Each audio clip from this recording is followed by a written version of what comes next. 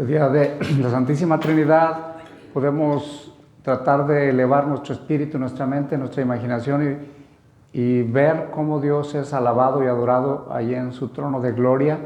Miles y miles, miriadas y miriadas de ángeles están adorando al que es amor, al que es vida, al que es todopoderoso.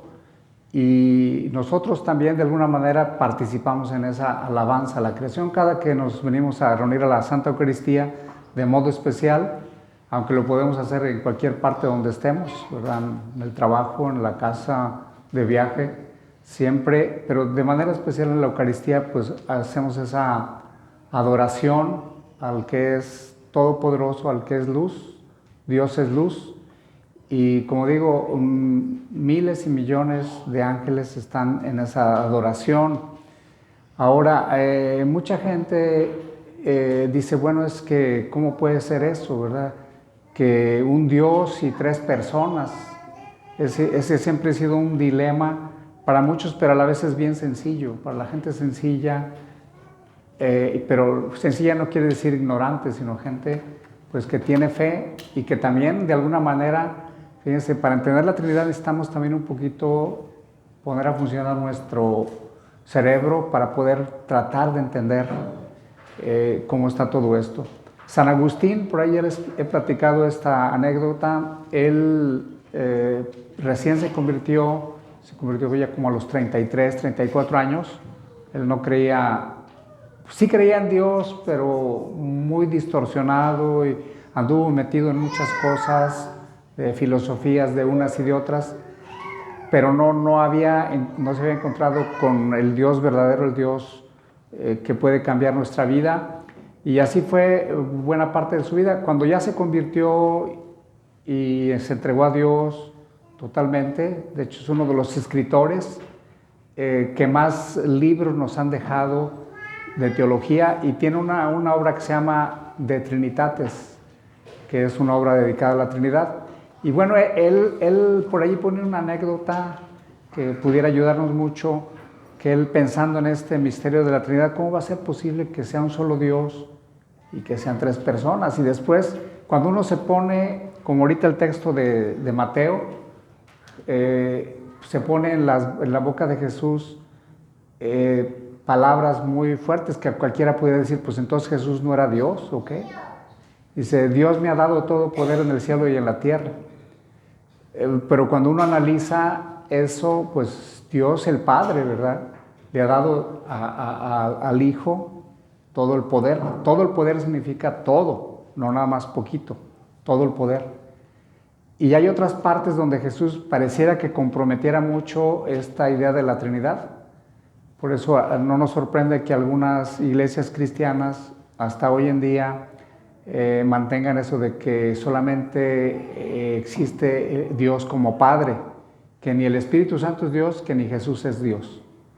Y dicen es que solamente Dios el Padre es el bueno, todo lo demás no. Y siguen mucho también la visión judía de que solamente hay un solo Dios. El Islam también, ellos promulgan que hay un solo Dios. Y nosotros los cristianos creemos que hay un solo Dios, pero ese Dios es Dios, no es un Dios solitario, no es un Dios escondido, no es un Dios triste, no es un Dios por allá caprichoso, ¿verdad? Que todo lo que quiere lo hace y si no lo adoran les da de latigazos a la gente, o si no se portan bien, ¿verdad? De hecho los griegos también, en la mitología griega, ellos tenían la idea de que los dioses del Olimpo sí, eran a veces, si no te portabas bien te mandaban truenos, ¿verdad? Si no hacías esto, entonces te pasaba aquello, y era una especie de sincretismo, una especie de negociación, de transacción. Dios te da esto y tú le regresas esto. Y si no lo adoras, si no lo alabas, entonces Dios va a estar triste y va a estar, pues sí, de mal humor, ¿verdad? De hecho, los dioses griegos son un poquito caprichosos, la mayoría de ellos. Está ese Poseidón, el dios del mar, ¿verdad? Que si la gente no se portaba bien, si no se alineaba, pues ahí les mandaba unas buenas olas y los zarandeaba para un lado y a otro. El Dios, pues, de Jesucristo es Dios Padre. En esta narración del Génesis, fíjense bien, dice que aparecen los tres, Padre, Hijo y Espíritu Santo, solamente que tiene más protagonismo el Padre creando pues, los cielos, la tierra, la hierbita, los animalitos y todo, y finalmente creando el hombre. Pero ahí también dice que el Espíritu de Dios se movía. Luego en el versículo 1 de lo que hemos leído dice que el Espíritu de Dios se movía sobre las aguas. Las aguas y todo el universo, que era algo como caos. En hebreo se usa una palabra que se llama tohu babohu. Es como que era todo era un caos, pero el Espíritu de Dios comenzó a ordenar. Por eso nuestra vida antes de encontrarnos con Dios puede ser un caos, pero poco a poco se empieza a ordenar, empieza a haber una nueva creación. El que está en Cristo, dice San Pablo, es una nueva criatura, es una nueva creación. La otra expresión de que podemos encontrar al Hijo ya desde Génesis, esta lectura que hacíamos, dice Dios, hagamos al hombre a nuestra imagen y semejanza. Ya después de que creó todos los astros, los monstruos marinos, el agua, todos los animalitos del agua y lo de la tierra, entonces sí llega la gran obra maestra de Dios, que es el ser humano. Dice, hagamos. Entonces esa parte de hagamos está hablando, Dios mismo está hablando en plural, está como en comunión con el Hijo y con el Espíritu Santo, están planeando hacer al hombre a imagen y semejanza de Dios. Hay otro pasaje cuando Abraham recibe la visita de tres personajes en el libro del Éxodo. Él estaba a la mera hora del solazo, cerca de mediodía, dice la narración, que llegaron a la tienda que Abraham tenía.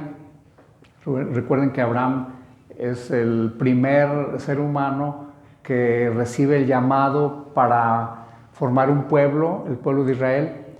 Y Sara, su mujer, no tenía hijos, y bueno, allí la Santísima Trinidad se presentan en forma de tres personajes. Después dice la narración que eran como ángeles, solo que en la Biblia también la palabra ángel significa también la presencia de Dios mismo. El ángel de Yahvé se presentó y se refiere pues a Dios mismo. Sí hay imágenes de la Santísima Trinidad en el Antiguo Testamento, pero más claramente en el Nuevo Testamento ya se ve cómo Dios es trino y uno.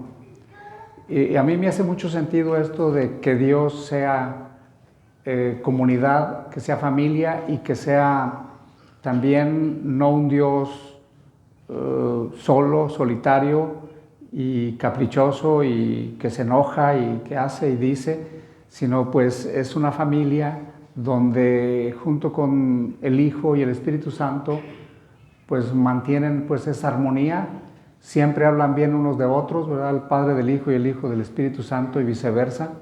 Un ejemplo para nosotros.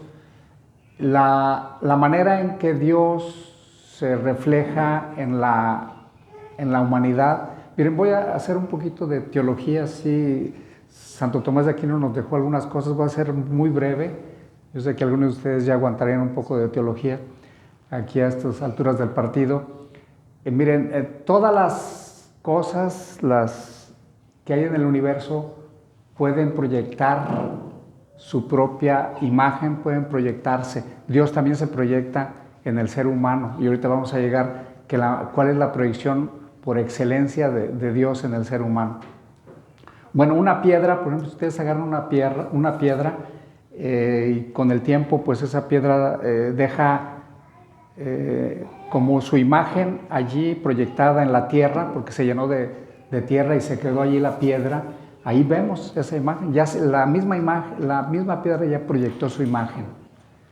Si vamos a una plantita, siguiendo este orden de la creación, una planta, echa semillas y esas semillas van proyectándose y van generando más plantitas del mismo tipo o árboles del mismo tipo, ¿verdad? o si es un bosque de pinos, es un bosque de, no sé, de algún árbol que les guste, vamos a ver eso, cómo las mismas criaturas hechas por Dios tienen la capacidad de proyectarse.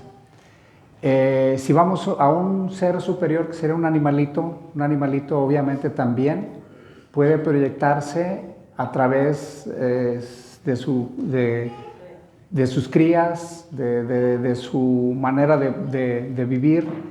Y bueno, en los animalitos vemos, bueno, los que tienen perritos o que han tratado con perritos se dan cuenta que ya nomás lo que les falta es hablar, a muchos de ellos. Y vemos pues esa perfección de Dios en la creación, pero también pues simplemente un perrito puede dejar su marca, ¿verdad? Con sus patitas, ¿cómo se dice en inglés? Sus paws, ándale, exactamente. Podemos ver que se proyecta. El ser humano, los seres humanos que hemos sido creados a imagen y semejanza de Dios, podemos también proyectarnos, pero antes de entrar a esto de la proyección quería hablar de cómo el ser humano es capaz de pensar sobre sí mismo. Puede decir, ayer estaba cansado, estaba triste, hoy estoy alegre. Ya está reflexionando sobre sí mismo, está pensando sobre sí mismo. Y en este caso, bueno, obviamente a través del proyectarse, a través de la creación de los hijos, pues es algo muy grande. Por eso quiero decir algo que me ha impactado en el transcurso de mi meditación sobre la familia. El amor, en una familia, el amor, sabemos que no hay familias perfectas, por supuesto, pero son la imagen más grande de que Dios existe y de la Trinidad, de que Dios es trino y uno. Está el Padre, está la Madre, diferentes ambos, y están los hijos. Ahí está la Trinidad, totalmente. Por eso no nos sorprendería que muchas de la lucha del mal es destruir la familia. El amor en una familia de un hombre y una mujer, de los padres a los hijos, es la fuerza más poderosa que puede haber aquí en el universo. No hay ninguna otra, yo no conozco otra. Si alguien la sabe, que me la diga a ese nivel humano. Ciertamente el poder que Dios da al sacerdote para convertir el pan y el vino en cuerpo y sangre del Señor, obviamente estamos a ese nivel, pues casi a ese nivel estamos pues de esa fuerza tan poderosa que es una familia. Y la Trinidad se manifiesta, esa parte tripartita, Padre, Madre, Hijos, está bastante clara. El Padre es creador, el Hijo es Salvador, Redentor, y el Espíritu Santo es el santificador y el que nos va guiando. Y los tres, como decimos en el credo, son un solo Dios. Un solo Dios. Esta palabra Trinidad, no crean que viene en la Biblia, por eso mucha gente cuando quieren ser demasiado bíblicos, ahí se topan con pared, ¿verdad? Porque la palabra Trinidad como tal no viene en la Biblia. Y dicen algunas iglesias, dices que no viene la palabra Trinidad. La palabra Trinidad, un teólogo llamado Tertuliano cerca del año 200 fue el que la formuló. O sea, tri de tres y nidad es la unidad de tres. Uno, trino y uno es una cosa. Ahora ya termino pues con iba a decir con el chiste, pero no es chiste, es más bien con la anécdota de San Agustín, pues que caminando por esas playas del norte de África, Argelia, hoy sería Argelia, él se convirtió acá en Milán, en esas partes, y vino regresó a su tierra, y meditando sobre la Trinidad, que no podía entenderla, vio a un niño pequeños de esos traviesos que hay por allí, que andaba agarrando agua del mar con sus manitas así, y había hecho un hoyo y agarraba el agua del océano y la echaba allí en su hoyito.